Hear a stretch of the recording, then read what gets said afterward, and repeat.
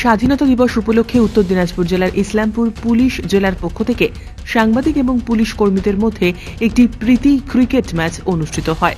খেলা অনুষ্ঠিত হয় পুলিশ গ্রাউন্ড তিস্তা মাঠে। এই খেলায় অংশগ্রহণ করেন ইসলামপুর পুলিশ জেলার পুলিশ সুপার জবি থমাস, অতিরিক্ত পুলিশ সুপার সহ ইসলামপুর পুলিশ জেলার ডিএসপিরা সহ একাধিক পুলিশ কর্মীও অংশগ্রহণ করেন। মহকুমা প্রেস ক্লাব এবং ইসলামপুর জার্নালিস্ট ক্লাব যৌথভাবে এই খেলায় অংশগ্রহণ করে। টসে জিতে ইসলামপুর পুলিশ জেলা প্রথমে ব্যাটিং করে 120 রানের টার্গেট দেয় মিডিয়া একাদশকে। জবাবে ওভার শেষে 98 রান তোলে মিডিয়া একাদশ। এই খেলায় জয়ী হয় ইসলামপুর পুলিশ জেলা। ম্যান অব দ্য ম্যাচ হন পুলিশ সুপার জবি থমাস। উপস্থিত ছিলেন ইসলামপুর মহকুমা শাসক আব্দুল সাঈদ সহ অন্যান্য বিশিষ্ট ব্যক্তিবর্গ। ইসলামপুর থেকে বিশেষ প্রতিবেদন, নিউজ টুডে।